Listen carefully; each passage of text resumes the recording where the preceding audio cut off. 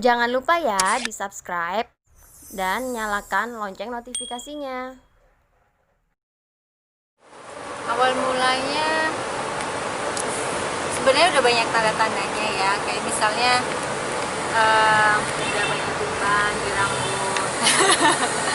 Itu sebenarnya tanda-tanda loh. Terus udah sering mengingat kematian gitu. Wah, bisa bisa kapan-kapan aja, bisa kapan aja dipanggil nih, umur udah segini gitu kan, kayak gitu-gitu. Terus kadang-kadang tuh merasa kayak bukannya putus asa ya, bukan kayak pengen bunuh diri atau bukan, jadi tapi pengen kayak apa ya, udah bosan gitu. Dunia ini kok begini doang, maksudnya kok dunia itu hampa terus, banyak fitnah di mana-mana. Terus aku udah mulai nggak cocok lagi di dunia entertain gitu, karena sekarang itu kayak berlomba-lomba, hal yang negatif justru semakin tenar gitu kan. Jadi kayak kalau aku kan dulu itu fokusnya cuman cari nafkah, acting, selesai. Tidak ada istilahnya bikin ini, bukan buat terkenal itu enggak.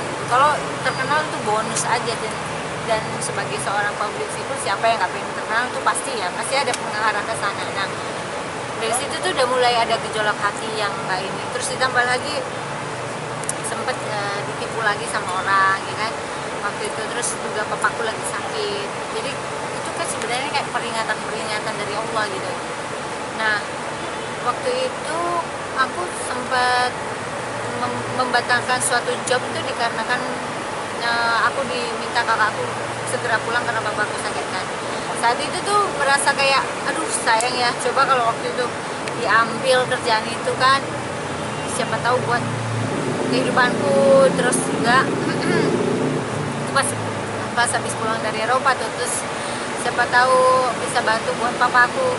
Tapi ternyata ya hikmahnya sekarang baru aku rasakan bahwa sesuatu yang buruk, mungkin saat itu aku melihatnya sesuatu yang buruk gitu ya, tapi ada hikmahnya. Jadi aku banyak waktu luang, dari banyak waktu luang itu yang tadinya aku cuman suka dengerin ceramah-ceramah di Instagram, aku pengen ngelihat langsung ceramah-ceramah ustadz-ustadz yang sunnah itu, dengan menawarkan diri ke temanku, ajak aku dong ke pengajiannya ustadz ini gitu, aku bilang gitu. Terus akhirnya dari situ jadi rutin ikut pengajian. Nah, semakin tahu banyak ilmu yang aku pelajari, semakin aku tuh takut sama Allah.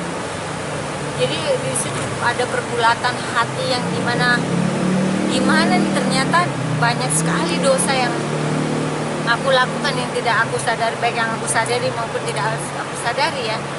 Inilah anak Adam tuh selalu bikin kesalahan gitu kan. Nah, untuk mengiring kita supaya ke jalan yang benar tuh ya dengan ilmu itu. Makanya kenapa aku bisa seperti ini dan hijrah itu ya pertama ya karena Allah ya. Kalau tanpa hidayah, tanpa taufik dari Allah, aku tidak bisa seperti ini. Terus yang kedua, ilmu yang menarik aku untuk ke jalan yang memang seharusnya aku jalani sebagai muslimah yang baik gitu. Jadi udah akhirnya waktu bulan Desember mulai aku full. Waktu pertama kali ikut kajian itu bulan Oktober, terus full untuk hijab Desember. Nah, dari situ aku udah meminta semua orang yang tak punya foto dan videoku di zaman dulu, minta untuk aku hapus, karena aku tidak mau kena dosa jariah di situ. Aku tolong minta hapus semua foto-foto dan gitu. Karena di situ aku sebenarnya waktu itu disaranin sama teman, karena aku udah lama sekali nggak eksis gitu. Memang perempuan tuh nggak boleh eksis sebenarnya. Itu juga yang penggulatan kan, makanya Instagram tuh sampai kosong, nggak pernah aku posting, nggak pernah, karena bingung mau ngapain ini aku gitu. Aku nggak tahu mesti ngapain, karena ini banyak larangan-larangan yang aku langgar dan aku nggak mau melanggarnya lagi gitu kan.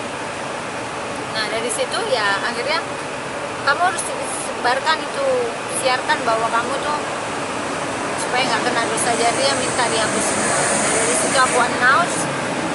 Dari situ ya udah, akhirnya sekarang aku kalaupun aku posting sekarang, aku berniat untuk menginspirasi orang. Dulu yang aku zamannya seperti itu, aku bisa berubah seperti ini gitu. Tidak ada, mudah-mudahan tetap istiqomah, tidak ada niatan yang lain gitu ya. Karena kalau tadinya gitu memang benar-benar gak ngerti, gak berani lah untuk ngapa-ngapain. Tapi karena orang sudah taunya aku image yang zaman dulu, aku mesti announce diriku sekarang bahwa aku sekarang sudah berubah gitu. Dan aku baru sekarang menerima kerjaan ini. Maksudnya itu pun juga saran dari papa aku, karena ini supaya menginspirasi orang dan supaya orang tahu aku sekarang sudah berubah. Tadinya benar-benar aku tolak semua kerjaan gitu. Itu kayak cobaannya orang hijrah ya. Jadi misalnya Desember aku udah mulai hijab, temen nawarin mau nggak manggung nyanyi di sini. Ya Allah, saya musik haram, aku bilang udah nggak berani. Padahal ditawarin mau budget berapa, udah nggak bisa aku diem aja. Akhirnya terus ada tawaran lagi stripping juga akan bersinggungan dengan laki-laki kan. Kalau misalnya pasangan suami istri pura-pura gitu kan, pasti nyentuh apa, pegang tangan atau apa. Nah itu yang nggak boleh juga. Jadi aku nggak bisa. Apalagi waktu itu ada bilang, ini ada stripping nih yang perannya begini ya. Kembali lagi ke peran yang dulu. Kamu udah mantep nih, iya kamu sekarang mantep, insya Allah mantep. Udah nggak akan bisa lepas. Kalau cadar aku masih buka tutup, tapi kalau hijab insya Allah nggak lagi. Ini kalau mengingat apa yang dulu, image-nya dulu, Nggak dengar Pak? kalau mengingat masa lalu, pakaian zaman dulu atau foto-foto atau segala macam, lebih merasa bersalah atau malu saat ini? Berdosa. Pertama dosa. Saat itu yang paling berat adalah ya dosa maksiat kepada Allah ya. Itu terus sekarang kalau ngelihat orang lain begitu kan begitu kita meninggalkan maksiat, begitu ngelihat orang, ya Allah aku dulu kayak gitu ya gitu, maksiat banget aku. Malu sendiri ada, jadi semua ada.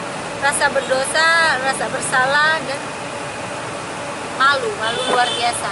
Karena aku merasa dulu itu urat maluku itu lepas, nggak tahu kemana. Karena perempuan itu kodratnya harus punya malu ternyata. Dan ada hikmahnya juga ya, pandemi ini. Aku pakai gini nih bukan sesuatu yang asing, semua orang pakai tutup masker kok gitu. Jadi santai aja gitu. Terus udah gitu aku dari yang dunia entertain kemudian tidak lagi, itu kan berarti ekonomi beda banget, jomplang gitu. Dan sekarang banyak orang merasakan kesusahan ekonomi, jadi aku nggak sendiri ya. Iya, aku tenang aja sekarang ya, banyak temennya gitu. Jadi ya alhamdulillah semua itu pasti ada hikmahnya, dan Allah itu pasti punya rencana baik dari semua kejadian. Jangan lupa ya di subscribe dan nyalakan lonceng notifikasinya.